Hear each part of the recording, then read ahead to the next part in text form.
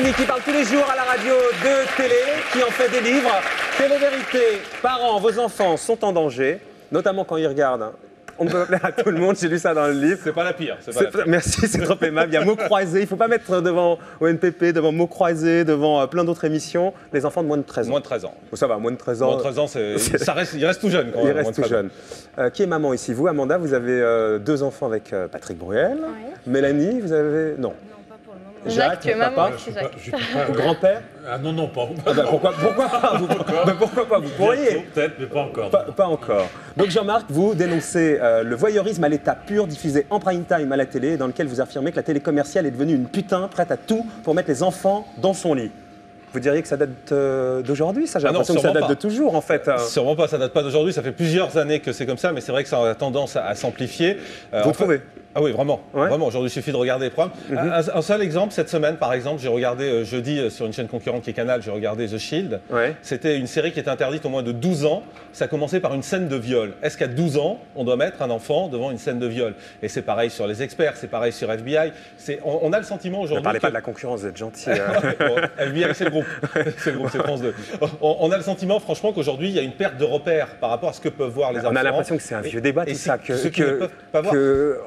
On a tout le temps dit ça de la télé, que la télé pervertissait, qu'elle générait la violence, que Canal+ diffuse des films porno depuis 1984. Donc c'est un vieux débat, tout ça. C'est différent, hein, parce que le film porno, c'est à minuit, c'est très tard. Moi, les programmes dont je vous parle, ils sont diffusés à 20h50 sur des grandes chaînes. Donc la question, c'est de savoir qu'est-ce qu'on fait. Est-ce qu'on s'arrête? Voilà, on dit, c'est pas grave. Vous savez que le débat, c'est de penser, de dire qu'il y a un effet, vous le savez, on a déjà employé le mot catharsique, par employé, c'est-à-dire l'inverse de ce que vous dénoncez. C'est-à-dire qu'en voyant de la violence, ça peut décharger l'excès d'agressivité. Alors, c'est pas ce qu'expliquent les spécialistes que j'ai rencontrés pour mon livre. Il y a 2 thèses. Hein. Il y a 2 thèses. L'une des thèses, c'est quand même que les enfants s'habituent à la violence. Et c'est vrai que quand un gamin de 12 ans voit des viols le soir à la télévision, dans sa tête, voilà, il y a une vraie banalisation de ça. Et le lendemain à l'école, quand il voit juste un de ces gamins qui se prend une claque, ça, c'est rien. Et c'est normal par rapport à ce que lui a vécu. Alors, vous donnez des chiffres. Vous dites, par exemple, que seuls 5,7% de ceux qui passaient moins d'1 heure par jour dans le petit écran avaient commis des actes violents entre 16 et 22 ans, alors que ce taux grimperait à 22,5% pour entre 1 heure et 3 heures, 1 heure et 3 heures, et 28,8% au-delà de 3 heures. Donc ça, c'est une étude du magazine Science qui mesure l'impact de la télévision sur les jeunes spectateurs. Oui, ça fait peur quand on a des chiffres comme ça, parce qu'on se dit quel est le rôle des parents vis-à-vis de tout ça. C'est ça la vraie question. Que doivent faire les parents? Est-ce que les parents doivent interdire la télé? Moi, je suis plutôt contre l'interdiction de la télé parce que j'adore ça, j'en bouffe sans arrêt. Donc moi, j'adore la télé. Je pense qu'il faut simplement accompagner les enfants. Et pour ça, il y a un vrai besoin de présence de parents et aussi d'apprendre aux parents, leur donner les clés. Mais Jean-Marc, excusez-moi, mais vous n'avez pas l'impression d'enfoncer des portes ouvertes, tout ça? On le sait quand même, non? Si vous le savez, alors il ne devrait pas y avoir de problème. Pourquoi est-ce que les parents ne le font pas? C'est pas ça, Jean-Marc, mais c'est un débat qui va bien au-delà. C'est que les parents qui n'accompagnent pas, comme vous dites, les enfants devant la télé, les accompagnent pas face à l'école, etc. Vous comprenez? C'est un problème général. Je suis d'accord. C'est pour ça que la deuxième partie de mon bouquin, moi, lance un appel également à l'éducation nationale, en disant beaucoup de parents ont démissionné vis-à-vis de ça. Alors on apprend tout aux enfants à l'école. On leur apprend à surfer sur Internet, on leur apprend l'histoire, la géographie, mais on leur apprend pas la télé. À regarder la télé. Oui, à regarder la télé et à connaître les clés pour décrypter la télévision, parce que c'est quand même quelque chose d'important. Il y a la violence, il y a le sexe, et même des questions simples. J'essaie de répondre à des questions simples. Est-ce qu'il faut regarder le journal de 20h avec son enfant? Alors vous dites par exemple que dans le journal de 20h, les enfants qui ont vu passer les avions le 11 septembre ont eu l'impression que 26 tours sont tombés. Ouais. En même temps, il y a eu plein d'autres enquêtes qui ont été réalisées, au contraire, qui disaient que c'était une vraie ouverture d'esprit pour les enfants sur le monde et que les enfants avaient très bien réalisé ce qui se passait. Et bien au contraire, et au moment du 11 septembre, il y a eu exactement les thèses inverses qui ont été avancées. Tout dépend de la suite, c'est-à-dire si l'enfant est seul devant sa télé, il pense qu'il y a 20 avions qui rentrent et personne ne lui explique. Là, c'est grave.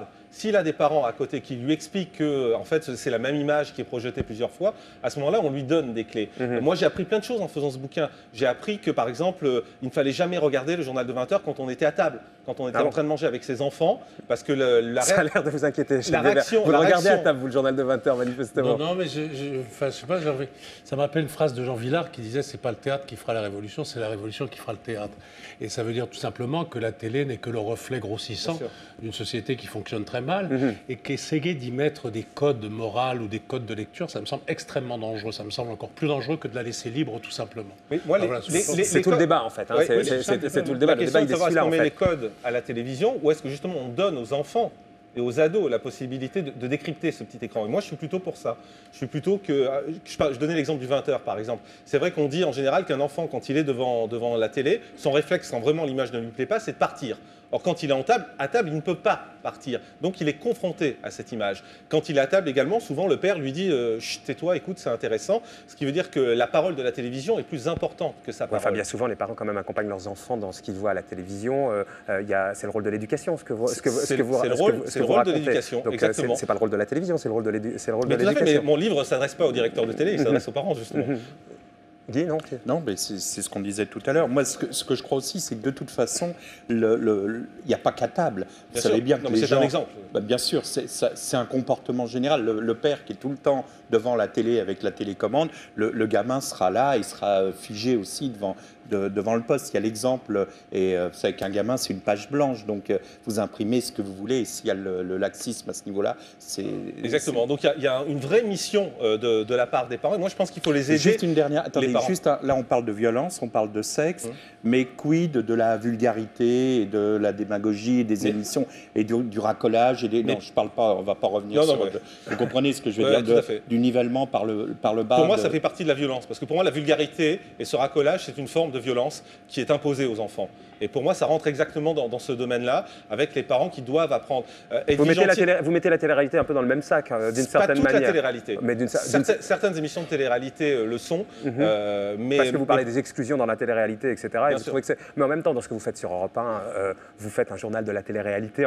En même temps, vous dénoncez un truc auquel vous En essayant d'expliquer. Parce que moi, quand je reçois les gamins qui sont exclus de ces émissions de télé-réalité, j'essaie de comprendre ce qu'ils ont dans la tête et comment ils vont évoluer. Et j'essaie de les mettre en garde. C'est ça surtout, les mettre en garde contre leur avenir et la difficulté aujourd'hui qui s'annonce, puisque quand ils sortent... Donc vous êtes devenu d'une certaine manière le père la morale de la télévision. Mais non, sûrement pas, parce que j'adore vous mettez en garde les gamins de la télé-réalité. Vous mettez... sont les pères la morale. Oui, je pense aussi. Donc c'est pour ça que je ne veux surtout pas le devenir, en fait. Il y en a beaucoup en ce moment. Vous trouvez qui, par exemple, Jacques Weber? Allez-y, allez, il est un peu tard. Peut-être être un peu loin. Là, Weber, ce soir, il a déjà cité le mot révolution. Attends, ce soir, ça y va.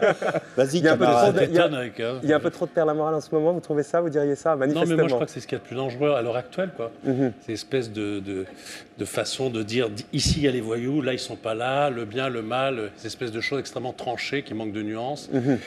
Toutes ces formes généralistes, un peu de l'ordre, tout ça me semble excessivement dangereux. On voit bien ce que vous voulez dire, Jacques Weber. Vous passez également au crible les dessins animés, Jean-Marc Morandini, dans le livre. J'ai lu notamment que certains héros, vous accusez certains héros de présenter des tendances gays. J'ai lu ça, vous citez pêle-mêle les Télétubbies, Bob l'éponge, Barney le dinosaure et même les Schtroumpfs. Et alors là, vous allez vous marrer quand même. Alors même si c'est qu'une rumeur que vous colportez, mais bon, ça remplit des pages d'une certaine manière. Ça, le coming out de Barney le dinosaure. C'est excellent, vous allez voir. Bon, en même temps, les Schtroumpfs semblent tout droit sortis du Marais. Donc Marais, c'est le quartier de Paris réservé, enfin pas réservé, mais où il y a beaucoup de gays. Ils vivent entre eux dans une communauté exclusivement masculine. Je reviendrai sur le cas de la Schtroumpfette plus tard et passent leur temps à festoyer. Ils suivent tous le même mode vestimentaire, torse nu et que dépassant du pantalon. On retrouve tous les stéréotypes gays chez les Schtroumpfs. Le macho, c'est le Schtroumpf costaud, la tapette, le Schtroumpf coquet, la drag queen, la Schtroumpfette. Je précise que c'est pas moi qui parle. Hein. Oui, mais enfin, non, mais attends, c'est différent. C'est pas mon analyse à moi. Non, mais en mettant ça dans une sacrée différence. Oui, mais enfin bon, c'est assez étonnant de colporter ça dans un bouquin. C'est assez étonnant de voir la façon dont ces dessins animés sont analysés par certains et sont lus par certains. Et le vrai danger est là, peut-être, c'est dans